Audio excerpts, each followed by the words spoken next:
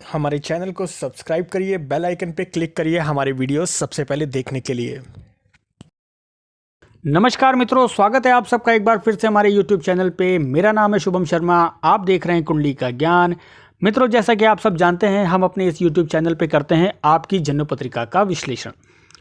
हमने इस चैनल की स्थापना इसलिए की थी मित्रों कि यदि अगर आपके जीवन में किसी प्रकार की कोई समस्या है और आप उसका समाधान ज्योतिष के माध्यम से चाहते हैं, तो आप अपनी डिटेल्स हमें हमारे कमेंट बॉक्स में दें।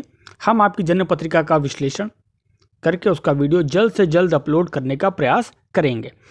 तो मित्रों, डिटेल्स में आप अपना नाम, अपनी डेट ऑफ बर्थ, टाइम और प्लेस ज़रूर मेंशन कर दीजिएगा।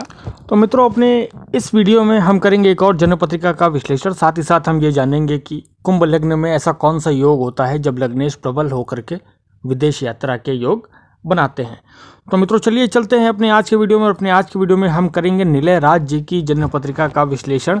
जलावर राजस्थान से हैं, जिन्होंने अपनी डिटेल्स हमें भेजी और चाहते हैं कि हम उनकी जन्म पत्रिका का विश्लेषण अपने इस यूट्यूब चैनल पे करें। तो आइए चलते हैं उनकी जन्म पत्रिका पे।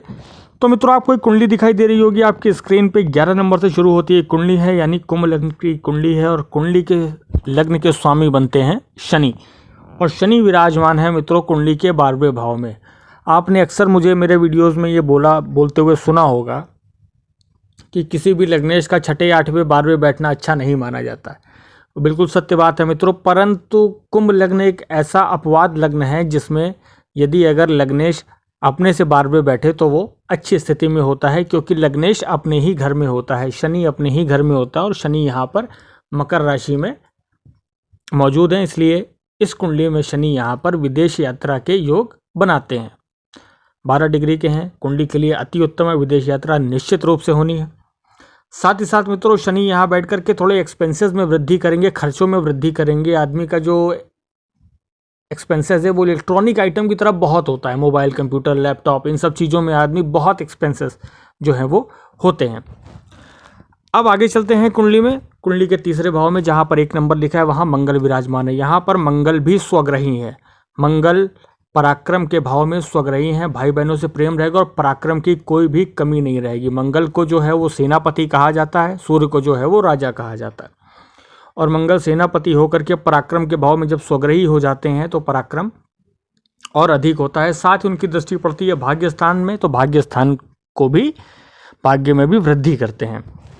अब आगे चलते हैं मित्रों, कुंडली के 5वें भाव में जहाँ पर 3 नंबर लिखा है वहाँ सूर्य और केतु विराजमान है। यहाँ पर सूर्य और केतु का ग्रहण योग बन जाता है, जो कि कुंडली के लिए निगेटिव है। सूर्य यहाँ पर 7वें स्थान के स्वामी होकर के कुंडली के 5वें स्थान में विराजमान है, यानी जहाँ पर 5 नंबर लिखा है वहाँ के स्वामी हैं और बैठे हैं जहाँ 3 नंबर लिखा है। मित्रों, किसी भी कुंडली में ये बहुत पॉजिटिव होता है कि केंद्र और त्रिकोण का संयोग हो जाए, परंतु साथ में यहाँ पर केतु भी विराजमान है, इसलिए सूर्य के ऊपर ग्रहण योग बनता है, जिसकी वजह से विद्या में समस्या, संतान प्राप्ति में समस्या, रिकॉग्निशन में प्रॉब्लम, कभी कभी बार तो जो है वो लोगों के ऊपर जो है वो गलत आरोप भी लग जाते हैं ऐसी स्थिति में।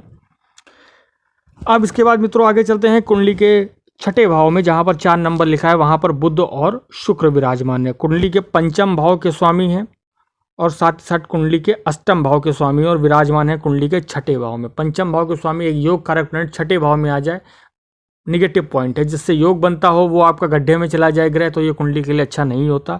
हालांकि बुध और शुक्र यहाँ मिल करके जो है वो लक्ष्मी नारायण योग बनाते हैं, और शुक्र इस कुंडली में अति योग कारक है, यानी 2 योग कारक, प्रबल योग कारक प्लैनेट 6वें भाव में आ गए हैं। कुंडली के लिए ये अच्छा पॉइंट नहीं है। दोनों ग्रह यहाँ बैठे हैं, हालांकि शत्रु कम होंगे, आपके लोन कम से कम करने का प्रयास करेंगे, पर इतने प्रबल योग कारक ग्रह 6वें भाव में होना कुंडली के लिए सही नहीं है। अब आगे चलते हैं कुंडली के 5वें भाव में जहाँ पर गुरु विराजमान है। हम अपने पिछले कई वीडियोस में ये बात बोल चुके हैं कि गुरु जिस स्थान पे बैठते हैं उस स्थान की हानि करते हैं। स्थान हानि करो जीव के सिद्धांत पे गुरुदेव चलते हैं। तो ये जीवन साथी का हाउस होता है, उस स्थान में प्रॉब्लम, डिले करना मैरिज में। और देव गुरु बृहस्पति की मित्रों जो दृष्टियां हैं उनमें अमृत होता है, तो वो 5वीं दृष्टि से जो है वो राहु को देखते हैं। राहु से गुरुदेव का दृष्टि संबंध बनता है, जो कि नेगेटिव है। साथ ही साथ गुरुदेव 7वीं दृष्टि से लग्न को देखते हैं, जहाँ 11 नंबर लिखा हुआ है, लग्न को चार्मफुल करते हैं। इसके साथ ही वो अपनी 9वीं दृष्टि से मंगल को देखते हैं और पराक्रम में और अधिक वृद्धि करते हैं।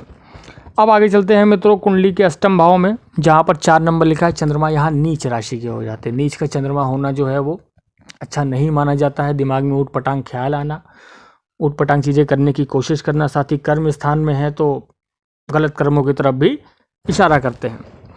अब और आगे चलते हैं कुंडली के नवम भाव में, जहाँ पर राहु विराजमान है। किसी भी कुंडली में कोई पाप ग्रह अगर 11वें में बैठे तो वो अच्छा माना जाता है, परंतु राहु यहाँ बृहस्पति के घर में है, प्राय अच्छे नहीं माने जाते। फिर भी 11वें स्थान में है तो आय के लिए अच्छा है।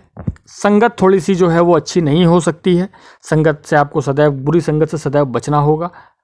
और राहु और गुरु जो है वो दृष्टि संबंध की वजह से, राहु गुरु को जो है वो अपनी 5वीं दृष्टि से देखते हैं और गुरु राहु को भी अपनी 5वीं दृष्टि से देखते हैं। राहु और केतु हमेशा उल्टा देखते हैं मित्रों, ये ध्यान रखिएगा। कुंडली में अक्सर ये वक्री होते हैं 99%, तो ये उल्टा देखते हैं। जैसे हम सबके ग्रह जो हैं वो आगे की क्लॉकवाइज गिनते हैं, और राहु की जो दृष्टि के जो घर होते हैं वो एंटी क्लॉकवाइज, राहु और केतु की दृष्टि के जो घर होते हैं वो एंटी क्लॉकवाइज चलते हैं। तो राहु और गुरु का यहाँ पर जो दृष्टि संबंध बनता है वो चांडाल योग के बराबर होता है, इसलिए आपको संगत से, बुरी संगत से बचना है हर एक स्थिति में।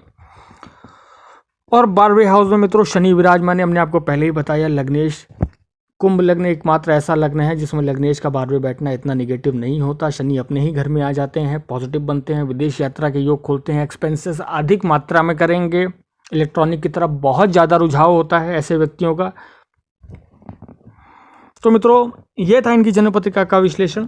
हम आशा करते हैं आपको हमारा वीडियो पसंद आया होगा। हमारे वीडियो को लाइक और चैनल को सब्सक्राइब करना मत भूलिएगा। अगर इसी प्रकार आप भी चाहते हैं कि हम आपकी कुंडली का विश्लेषण अपने इस यूट्यूब चैनल पे करें तो कमेंट बॉक्स में अपनी डिटेल हमें ज़रूर दें, हम जल्द से जल्द वीडियो अपलोड करने का प्रयास करेंगे।